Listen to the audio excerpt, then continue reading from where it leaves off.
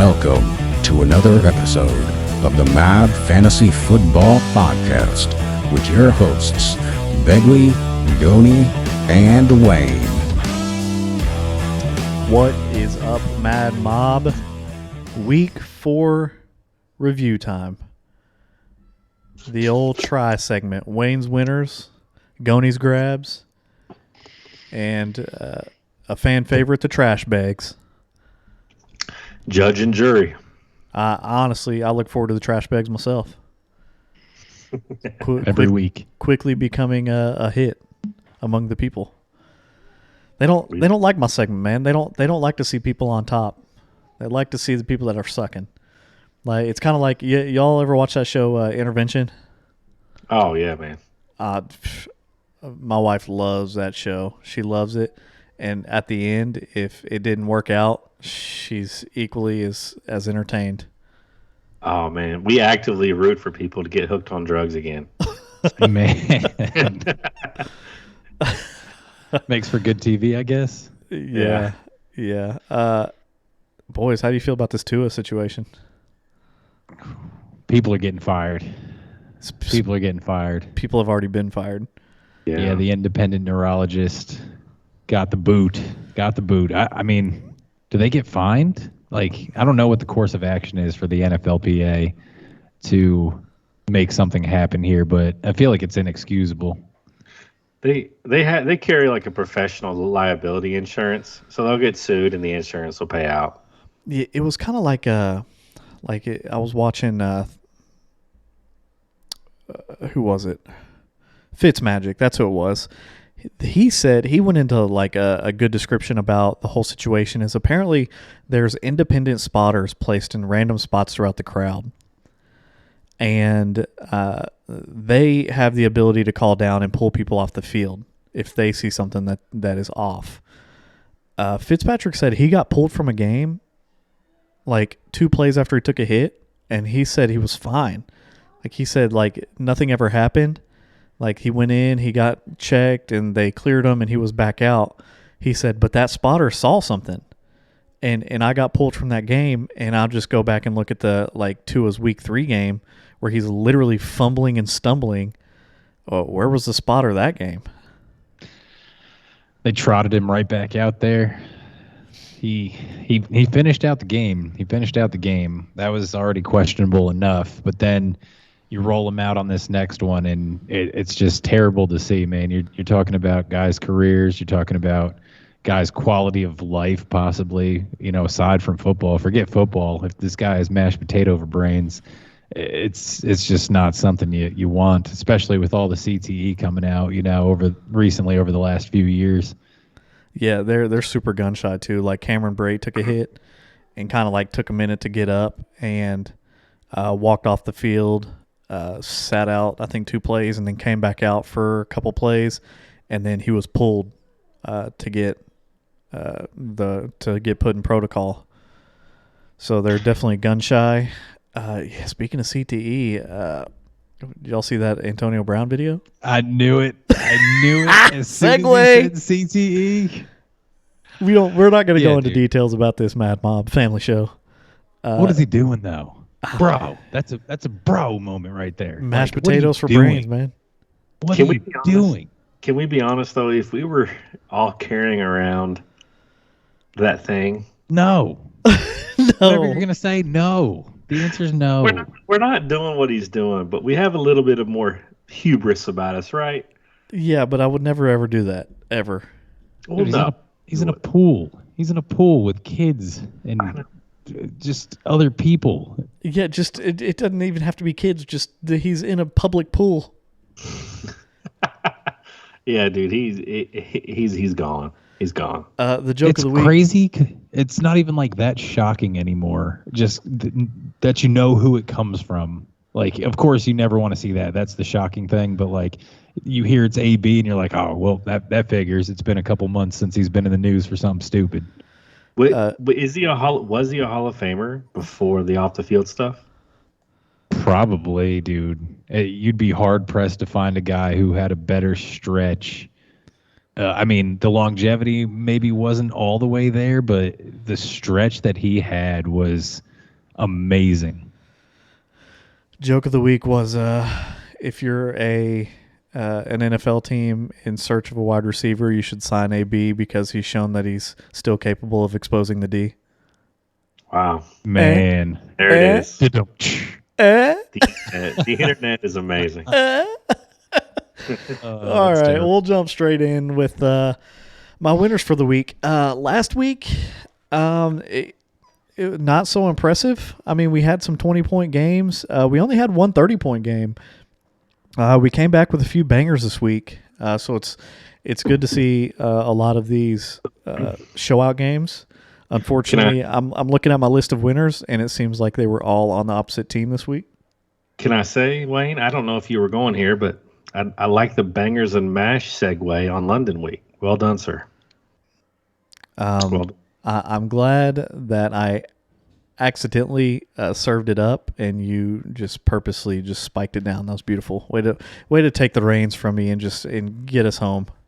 I'm here, buddy. I got you.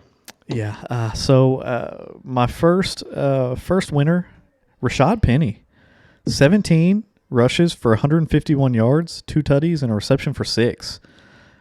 Some success in Seattle. Tip of the cap. Who would have thought that was going to be the highest scoring game this past week? Just chock full of fantasy goodness. Literally, like it's crazy, and I'm surprised Rashad Penny is not injured yet. Facts. Does this put a nail in all Kenneth Walker coffins until further notice? I think it holds them off. But I'm sure they're dying to get him out there, but you just can't with Rashad Penny performing. No, absolutely not. Hey, Goni, what injury did Miles Sanders suffer? Oh, that's a good question. I don't have that one on hand right now. You kind of hit me out of left field with that, so let me give it a quick look up.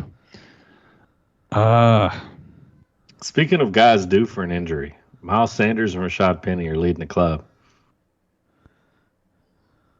I don't think was. Yeah, Miles has been injured every year, so is Rashad Penny, seems like. I don't know. I don't think he had an injury. Did he?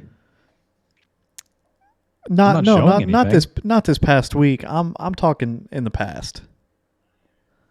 Oh, I think it was like, I don't know, leg stuff. MCL. It was an MCL. Nailed it. Leg stuff. So, can you come back from MCLs, just not ACLs? You can come back from all the CLs. Oh yeah. I'm just saying, this man came back and dropped a 29.6 banger, 27 rushes for 134 yards, 2 tutties, 2 receptions for 22 yards. People found pay dirt this week, man. That's the difference. There were a lot of touchdowns scored this week.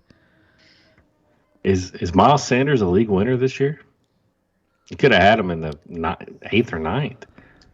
He's definitely looking like a diamond. It's just he needs the ball, man. Feed this man the rock. They refused to. That's the thing, man. Kenny Gainwell found pay dirt this week too. That was just a game where points were had by all. Yeah.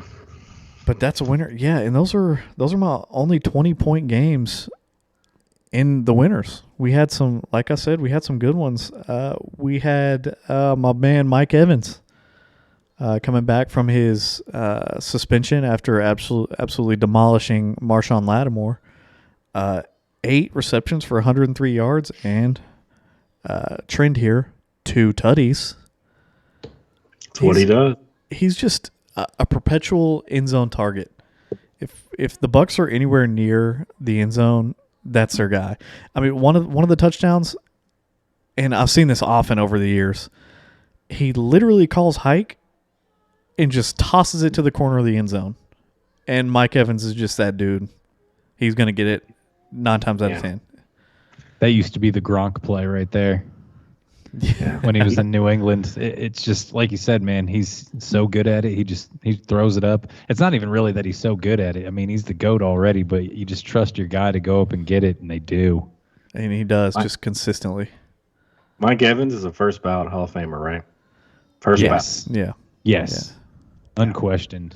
And he's got such a phenomenal slate of games coming up as far as opponents go. He's got Atlanta next week, Pittsburgh, Carolina, Baltimore, the Rams, and then Seattle before his bye. This man's going to be cooking, I think. Wayne, where did he go to college, and who was his quarterback? He went to Texas Tech. It was Texas Tech. Johnny Manziel.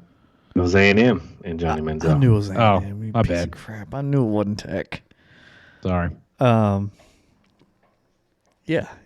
Johnny Football. Mm-hmm. He made him look good. Next guy. This man came from the ashes. We pulled him up out the dumpster. He was in the TrashBegs last week. We knew he wasn't going to be there long, and even Begley said, this guy ain't going to be here long. I got to talk about him while I still can. Jay Jetta, 31 fantasy points. Unbelievable. Had a rush, 3 yards tutty, 10 receptions for 147, double-digit receptions. And this goes back to my Hollywood point last week, Gone. You know what I'm saying? Like we've got an 8-reception week for 30 points. We've got a 10-reception game for 31 points. You know, and that was my point, saying 14 receptions typically yields more fantasy value. Just Justin Jefferson doing Justin Jefferson things. It was weird not having a week seeing him do the gritty, but he's back. He's WR1. I don't care what last week showed. To me, he's almost a lock for 20 points every week. On Lattimore, too. Actually, in a Superflex league, I just traded for him. Gave up Chris Godwin and 2 firsts for Justin Jefferson. Might be a little overpay, might not. I actually needed him real bad this week because Jameis Winston didn't play, and he's my second Superflex quarterback. He showed out. It's 100% not an overpay. Am I in that league? No, you're not in that league. Okay, I was about to be infuriated. Yeah, that's a pretty good value. Yeah. Our next guy, welcome. Oh, Lord have mercy, welcome. It is such a beautiful sight to see this man here. Austin Eckler. We've been waiting on you. We've been waiting on you, amigo. 33.9 points. And just an average line for him last year. If you looked at this line, it was just an average line for him. 13 rushes for 60. 2 tutties. 6 receptions for 49 yards and a tutty. That's obviously 3 touchdowns is outrageous for him, but like the 13 for 60 and 6 receptions for 50, that's what we're used to seeing out of you, Eck. Let's get some more of that. The Houston's defense is like the shock paddles to running backs seasons right now, man. Khalil Herbert, Taylor, Eckler. Yeah, and this game alone buoyed him all the way up to the running back 3 on the season. I mean, Wayne and I have him in our dynasty league that we won the championship, beat Begley 3 times in a row last year. And it just hasn't felt like a great ride so far, but he's put up 11, 18, 13, and 33.9 in a PPR format. It's just, I don't know. We're used to seeing, 20-point games on the regular. So it's great to see him find the end zone. It's his first game scoring a touchdown, and he had 3 of them things. 3. Beautiful. My last winner this week. Saved the best for last. I played against him in 2 leagues, so that was really awesome. TJ Hawkinson, 39.9 points, 8 receptions for 179 yards. He had 2 touchdowns and converted a 2-point conversion. That game was nuts. I know we've already touched on it with the previous winner, but Jared Goff, nuts.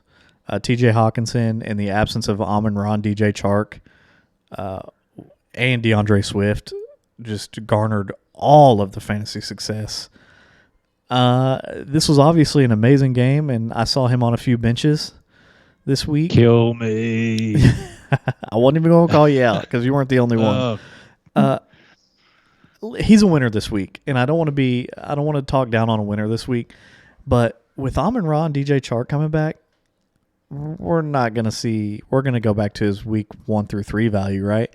Maybe a little bit better than his week 1 through 3 value, but what do y'all think? Yeah, I'm with you. Probably.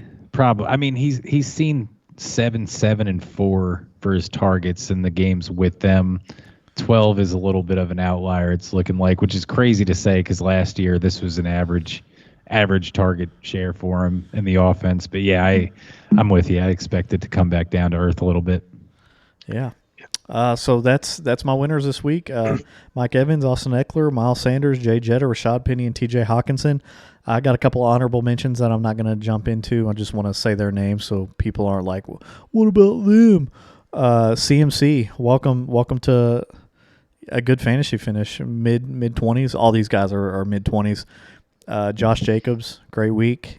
T. Higgins, great week. Tyreek Hill, good comeback after last week. And your all's boy, Damien Pierce. Great week. Sir. Getting stronger by the game. Just stronger and stronger and stronger. He's had more points each week so far. It's beautiful. All these honorable mentions, I only see one that I think is going to fall off a little bit.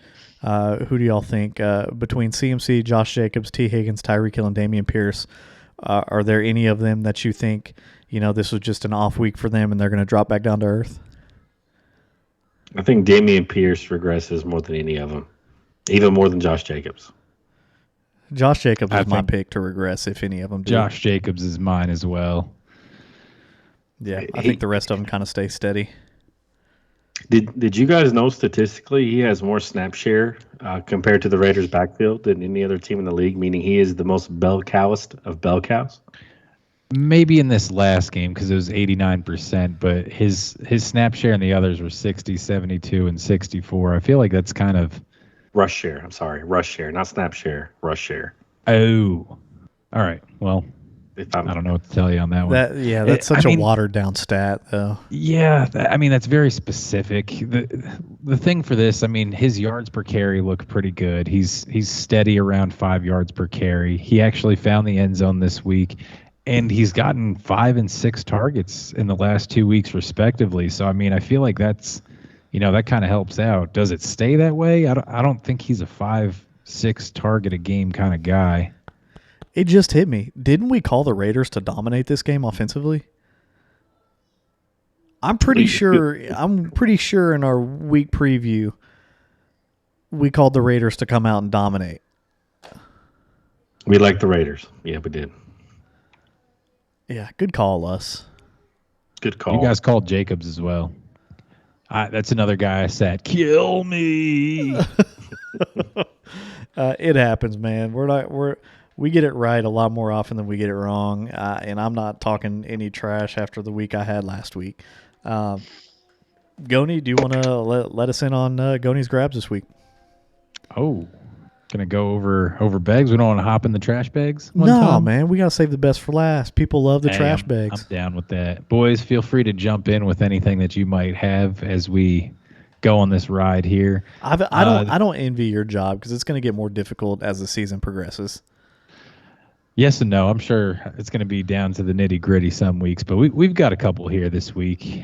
First up, we're going to go with some of the running backs. Mike Boone, Denver Broncos. It's my first running back pickup of the week here. Javonte is out for the season. He tore his ACL. It's bad news. Melvin Gordon can't hold on to the football. The man has 5 fumbles on his last 44 carries over his last 5 games. That's not a good recipe for an RB1 for any team. The Broncos have been a running back by committee just habitually for the last few years. There's no reason to think that's going to go away. So you mix those things together. I think Mike Boone has great value right away. They're going to play the Colts, Chargers, Jets, and Jags over their next 4 games, which are all very running back friendly matchups. I think you go out and get him, and he'll return value right away. My next one is kind of a stash play. It's Isaiah Pacheco, if he's still out there on your waivers in a redraft league. He kind of usurped Jerick McKinnon this week as the change of pace back behind Clyde Edwards-Helaire. He had 11 carries for 63 yards against one of the best run defenses in football and the Buccaneers. He looked good. He ran with juice.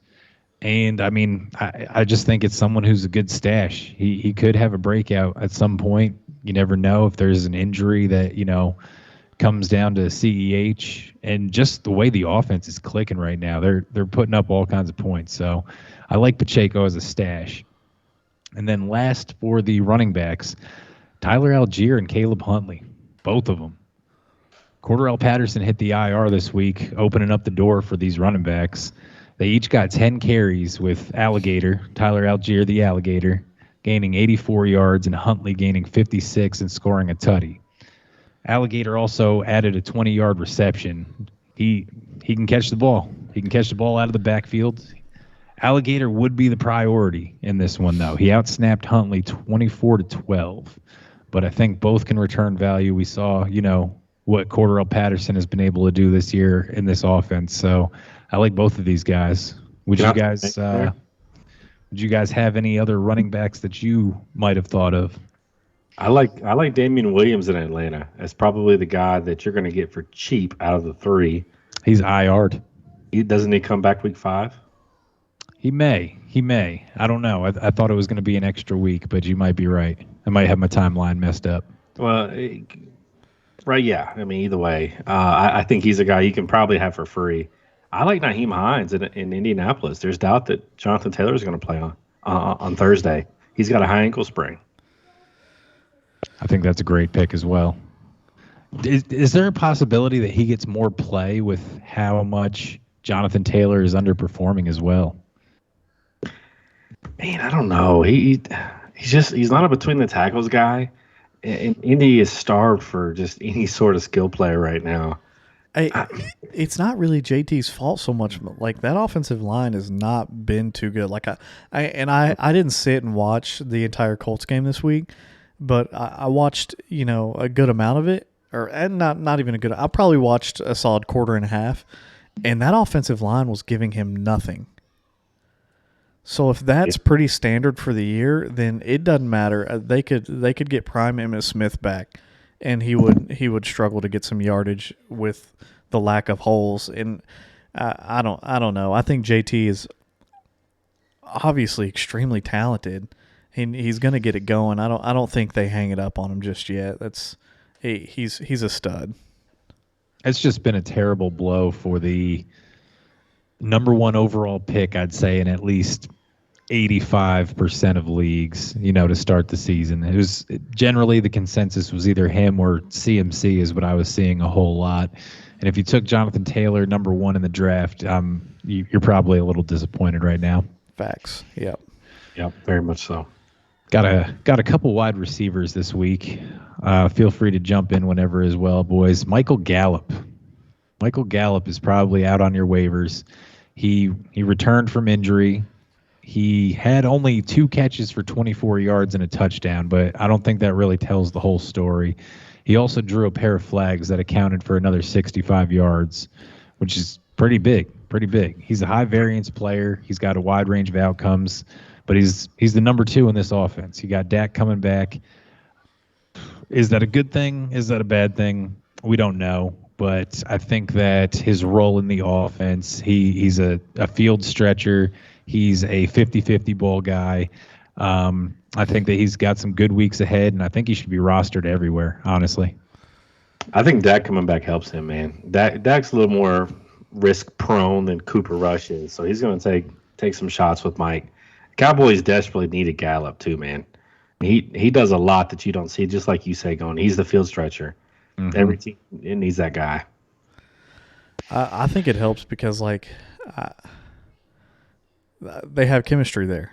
Dak and Michael Gallup have been playing together for years now, and this is really honestly, their time to shine. Honestly, because Amari Cooper has been there for the last part, and then we look at things like I'm looking at Noah Brown, who has been the second most targeted receiver while Cooper Rush has been under center. That's not going to be the case with Dak. Michael Gallup is going to get more of that target share. I attribute the Noah Brown Cooper Rush connection to being, two second-team guys with a lot of chemistry coming into it. I don't think Noah Brown will continue to be the second targeted guy anymore. I think that's going to shoot up to Michael Gallup. Yeah, and we've seen, back in his, I think it was rookie year or so, he had 1,100 yards with Dak. Michael Gallup did. It was a nice little breakout season for him. So I just like him. My other one is George Pickens. The man had 6 receptions for 102 yards on 8 targets. Kenny Pickett is now the quarterback. They came out and said that he's going to start going forward. And I feel like you have to. I feel like you can't just put him in for a half and then flip-flop and go back and forth. This is Pickett's team. You spend a number 1 or a first-round pick, and you got to play him, right? Yeah, especially when Kenny Pickett came out and put points up. You know what I mean? So what was it? I don't think the only bad thing about Kenny Pickett, let's just call a spade here. He threw a lot of picks. He did. I know one at least for sure was like a tip drill kind of thing. It's funny because if you look at what Kenny Pickett did in that game, every single one of his passes were completed, either to his team or the other team. Yeah, He went 10 for 13, and the 3 that were incomplete, so to speak, were completed to the other team. You like to see him take shots also. Yeah, they opened it up for him, and they opened it up for him in a close game. It's not like they were getting blown out, and they were like, "All right, Mitch, sit down," and they put Kenny in. They were like, "All right, take shots." Like they were allowing him to do that in a close game, in a game that they were still actively trying to win. Yeah, I think Pickens has the makings of a star receiver. He makes highlight reel plays every time he's in a game. He's got a rough schedule ahead of him, but I feel like he's a stash going forward. For our tight ends, I've only got 2. It's kind of rough here. Hayden Hurst is one that I've got, and all I've really got to say on him is he found the end zone last week, and he's got a favorable matchup this week coming up against Baltimore. Baltimore's been giving up tons of yardage through the air. It's kind of just a matchup play. And then another one, I've personally picked him up 2 weeks ago and kind of wrote him out because I was hurting at tight end. Will Dissly, Seattle Seahawks. Yeah. He doesn't get a whole lot of targets, but the man scored 3 touchdowns in the last 4 weeks. Even though Noah Fant's there, and they drafted they didn't draft Noah Fant. The Broncos did, and then traded him to the Seahawks. He's supposed to be the better, more athletic tight end and this and that, but Will Dissly just seems to be the preferred end zone option. Geno Smith is playing well. He's playing well, man. He's putting points up. So he didn't write back. Dare I say? Do you want shares, I guess, of the Seattle Seahawks offense? Don't I think to go back to the wide receiver segment, what about Romeo Dobbs? I'm not sure his roster percentage, but he's looking like he could be the man out in Green Bay. I think we mentioned him a week or 2 ago, actually, as well. Yeah, you're 100% right. I mean, if you haven't scooped him up yet, if he's still on the waiver wire, I feel like he's a must-add as well. Yeah. I've also got one defense to stream, and I don't know if this has ever been said on a fantasy football podcast since we've been watching football. The Jacksonville Jaguars, they're out there. Go get them. They're the number 3 DST right now in fantasy football. They rank 4th in scoring at 16 points per game, or 16.8 points per game given up, and they're 3rd in the league in takeaways with 9. They have the Texans, Colts, and Giants coming up, which are beautiful, absolutely beautiful. And then they also have the Jets and Texans in week 16 and 17, which are the most important weeks in fantasy. Just drop some fab and get these guys, man. It's never been said before. It's never been done before. Usually they're just waiver wire, just mainstays all season. But go and get the Jaguars defense. That's a great call, Goni. Let's hop in the trash bags. Solid analysis going. Yeah, I mean, Wayne and Goni, we really need to pursue like a hefty sponsorship right here, or like a glass. This would be a good segue into like a nice hefty sponsorship. Is that going to be a good thing that we have our faces on trash bag? I don't even say trash bag anymore. It sounded weird. Trash bags. What's that going to mean for us if they like go down the garbage bag aisle and they see us? I'm okay with that, bro. Hey man, we're driving sales, all right? Exactly. I'm okay with it. We're going to start out with somebody we've already talked about. You guys kind of stole my thunder a little bit on this one. But Jonathan Taylor, RB 22 on the year. You drafted him to be a top 3 guy. He had the Titans this week, giving up 118 yards a game on the ground. And he gave us a Trent Richardson-esque 20 carries. 20 carries for 42 yards. He received the handoff and just ran right up his guard's backside for 2 yards. He did it 20 times, boys. He's averaged 7 fantasy points over his last 4. If you take away over his last 3, I'm sorry. If you take away the Houston game, he's atrocious. If you're a JT owner, are we panic selling? See, everything in me says yes. But at the end of the day, we know the dude's got just deep amounts of talent. And if it ever clicks for him, to the moon. Here's this though. This is the thing I really wanted to see, because right now, if you're a JT owner, you've lost value. I'm correct in that assessment, right? You've lost value based on what you thought he was going to be. You have Denver coming up, rough. Jacksonville is a good matchup, but then Tennessee, Washington, New England, all bad matchups for running backs. So I mean, I feel like right now is where you have to make your stand. You're either trading JT right now and getting what you can before his value craters, or you ride him out and hope that he's going to be good, because it does get better after that, but it's going to get worse before it gets better.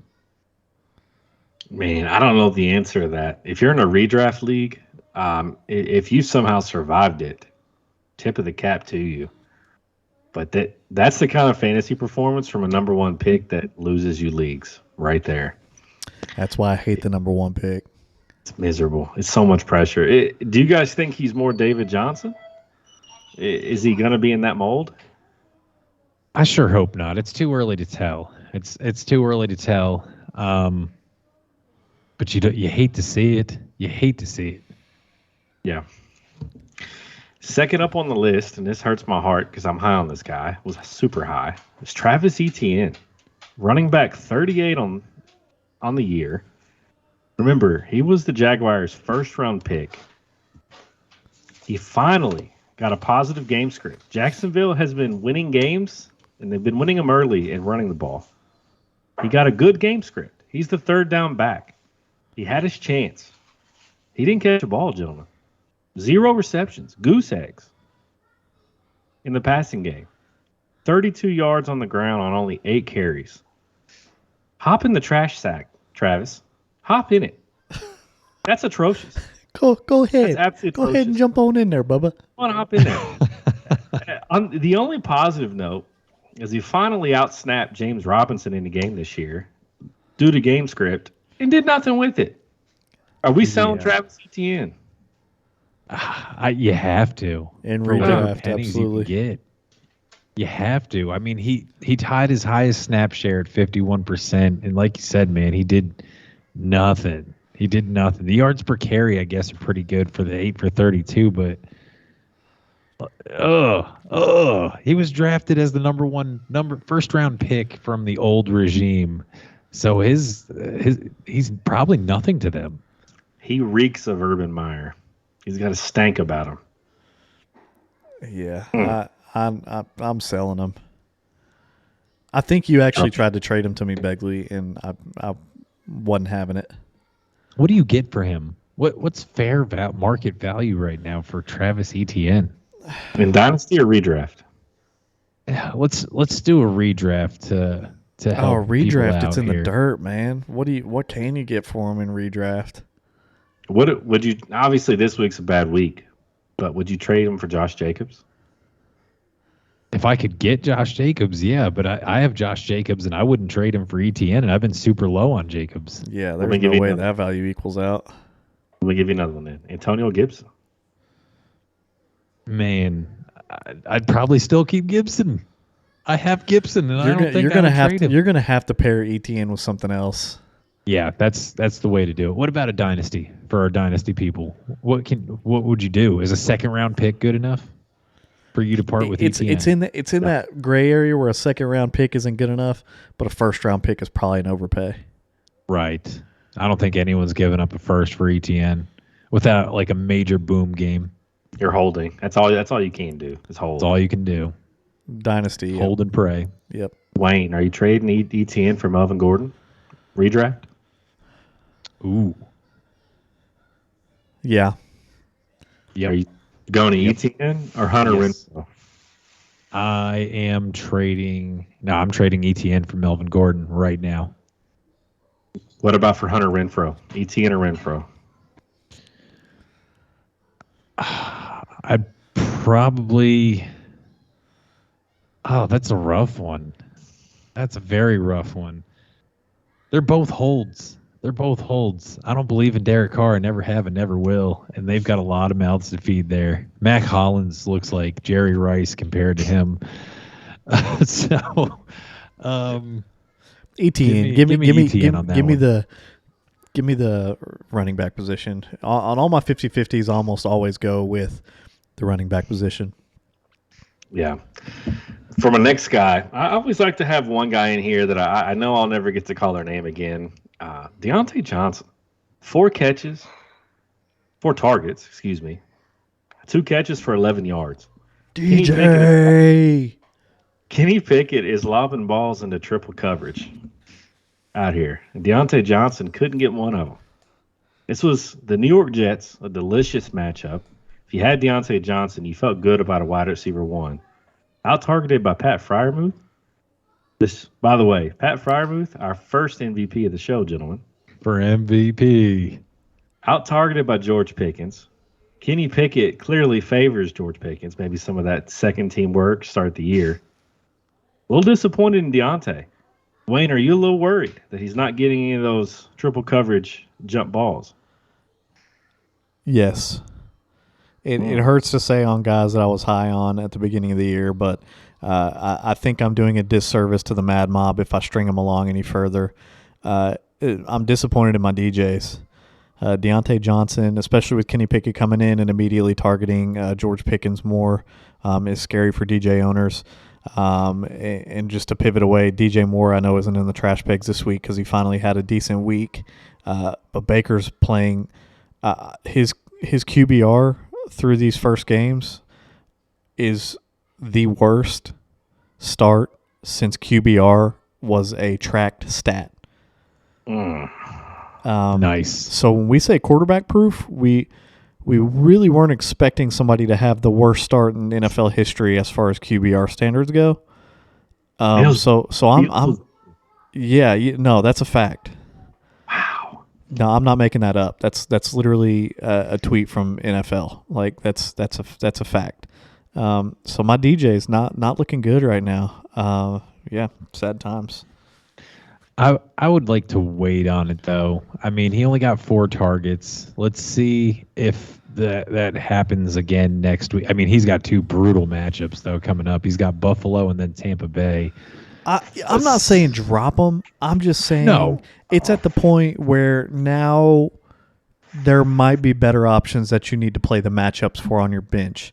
These guys at the beginning of the year were you set them in your lineup and you left them. Now we're at the point where you need to start taking a look at the matchups and slotting other guys in depending on the matchup.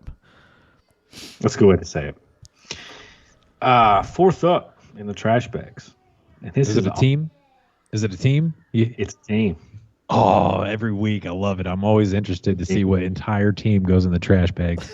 I love the coaching staffs and teams in it. It's a team. It's a team. And I got to be honest with you, they all deserve to be tied up, set on the curb. And that's the Giants' offense, outside of Saquon Barkley. In particular, their wide receiver room. It makes me sick. I want to vomit watching the Giants play offensive football. The leading receiver for the New York Giants, a tight end, Bellinger, a rookie tight end, that is. 3 for 23. That's your pace horse, gentlemen. Let's go, Bellinger. Your second leading receiver was a tight end, Tanner Hudson. Wayne, where did he go to college? Doesn't matter. Nobody cares. 1 for 18. 1 for 18, gentlemen. Your third leading receiver, Saquon Barkley. Thank God he's there. Put a statue out front. 2 for 16. Their actual fourth best receiver is a wide receiver, Darius Slayton. 1 catch for 11 yards, gentlemen. We can't throw bubble screens out there in New York. 1 for 11. I mean, New York's either praying for Wan'Dale Robinson to be the next Jerry Rice, or Kadarius Toney needs to get Wolverine adamantium surgery because it looks ugly. It makes me sick. Daniel Jones is terrible. So you're not buying Daniel Jones shares? It makes me sick. Daniel Jones, he's cut.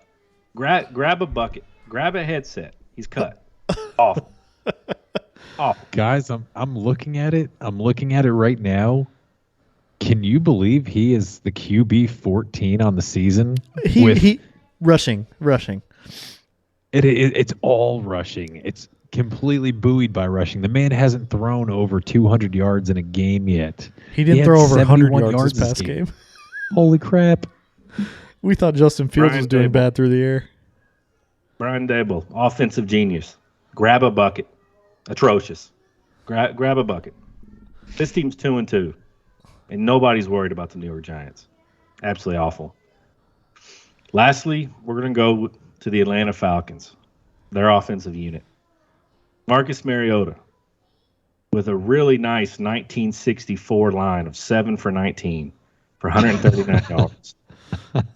Everybody was talking about Mariota. Stream him. Great matchup this week. Cleveland's injured. Mariota this, Mariota that. He lost me a couple leagues. He got 3 fantasy points. He's absolutely awful. Kyle Pitts. Gentlemen, 1 for 25. Ooh. Arthur Smith, he's 6'6". He's a matchup problem. And he's got him chipping defensive ends. Wayne, if you're an Atlanta fan, you'd like to see a couple more Kyle Pitts routes, no? I would. I'm begging for him. As a non-Falcons fan, I'm begging for him. Drake London, my favorite player, 2 for 17. He got 8 targets, but none of them were catchable. What are we doing, Arthur Smith? 3 yards in a cloud of dust with something called Avery Williams. That's not a winning strategy. Are we tanking and accidentally winning games? What's going on in Atlanta? I have no idea how they won this game. It's hilarious. Can someone tell me, please just explain to me how Kyle Pitts' snap share goes something like this: 84%, 93%, 67%, 62%. What are you doing? Is this not the best player on your team? Why is he playing less? It gives me nausea that they won this game, and he's justified for this. It makes me sick. He's justified. He's got 3 games under 4 points. Kyle Pitts. Like a 4th-round pick, maybe 3rd-round pick. What are you doing? They can't possibly be going into the film room patting each other on the back for this dub, right? Great chip, Kyle. He's he's doing everything he can to convert him over to the wishbone offense. I mean, that's the only thing left to do. This is awful. He was their number 4 overall pick. He's got him in a 3-point stance, blocking defensive ends straight on. That's what once-in-a-generation players do, man. They get in a 3-point stance, no matter what position they play. Kyle Pitts, start holding out. Just go ahead and hold out. Wait for your second contract. That's awful. Atlanta, Arthur Smith, get in the trash bags. That's all I've got, boys. Is it almost Desmond Ridder time? They're winning games. Yeah. If they're winning games, then no. They ain't gonna be winning games much longer with stat lines like these. Makes me sick. Awful. All right, so that is our 3 segments. And if you thought we were done, we're not. We had a few doinks. That we need to go over. Goni, you thought we were going to handle it at the beginning, and we didn't, so you thought we forgot about it. We didn't. We were saving it for last. Kill me. Doinks. Doink, doink, oi, oi. We had 2 doinks oi. this week. Begley, the floor is yours. Well, Goni made the wrong decision this week. Took Mike Gesicki over Zach Ertz. Now, Goni, I'm no math wizard, but I think 16 points is higher than 4. Hey, man, if you feel good about winning a game off of mashed potato brains, that's just low of you, sir. I feel great about it. Man, Because I don't care if he had Joe Montana throwing the ball. He's not open. Zach Ertz had the matchup. I hope everyone listen to me. Man. Just know if there's ever in the future and we have a doink and you're a quarterback, it has his brain turned into silly putty, I would probably try and look past it. Well, what about the time that you didn't want to look past cancer? Oh, man. That was in the past. It's in the long ago now. We're in week 4, man. Get over it. Wayne, I'll hand it off to you begrudgingly. All right. I appreciate that.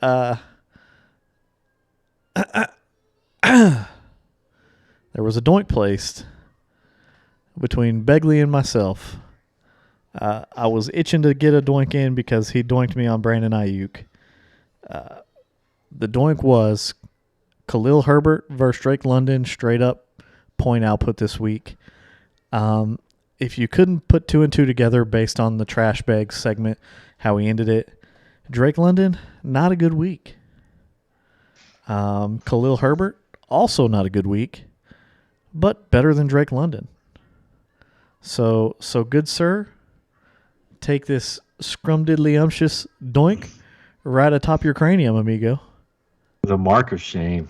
Just go ahead and brand me with it. I hate it. It's kind of a rough week whenever you get to just dog somebody because you doinked them and then turn around and get a doink yourself. Mad Mom, take a good look at this forehead. It's the only one that didn't get dinged this week.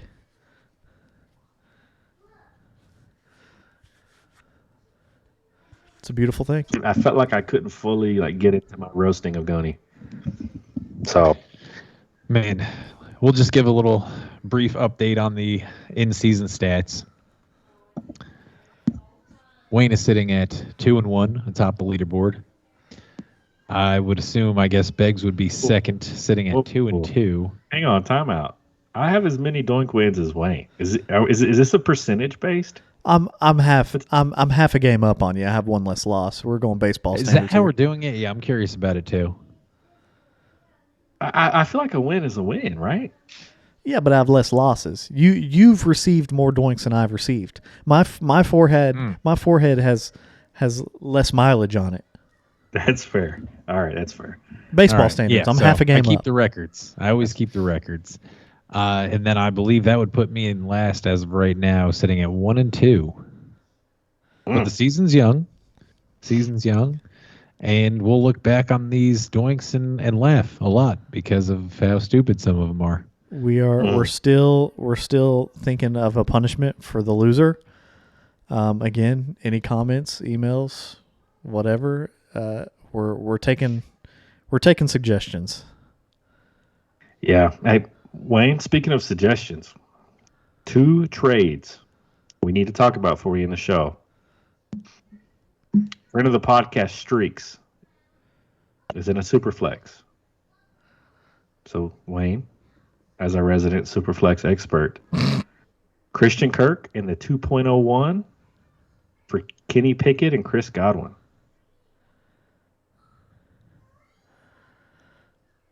No. Not so fast. Why? No. because Chris Godwin's still young, man. Chris Godwin's he's had his injury troubles, but he hasn't had like a major season-ending like crazy injury. I mean, I know he had one towards the end of last year, but he hasn't missed like a full season. And what is he, 26? 27? So you're the Kirk and 201 side? Is that what you're saying? No, I'm keeping Kenny Pickett and Chris Godwin. He's trading for Pickett and Godwin. Yeah, that's what. Yeah. Oh yeah, send it. This guy. Send it. Goni? Yeah. I'm gonna take that trade as well. Okay. JPDK 15, 10-team PPR. Getting Najee, losing Sanders, Sutton, and a late first. No, I assume Lord have mercy. Miles Sanders, Sutton in the late first. We're not buying low on Najee here, huh? No. Is this redraft or dynasty? Also, I'm just curious. Dynasty. Well, it's a first round pick, so it has to be dynasty. Oh, correct. Nah. Too Keeping much. Sanders, Sutton, and the pick. Give me that. Easy. Yep. I said 2. I meant 3. I lied. Icy Fondant 5611. Henderson and Pacheco. Poor Kamara. In a dynasty? In a dynasty. No. Kamara's value is going to drop. I like Pacheco a lot. And Henderson. I like Henderson still too. Yeah, he has value. No, I'm taking Henderson Pacheco. Henderson Goni? Pacheco. Yep. Same. Make it 3 for 3. All right, Wayne. Thanks, man. Yeah, no problem. That's it for this week. We'll see you all bright and early Thursday for the 1 o'clock preview for week 5. This season's going by fast, gentlemen. Man. I know, it's disappointing. Going by fast. Yeah, that's it. Doink leaders for MVP.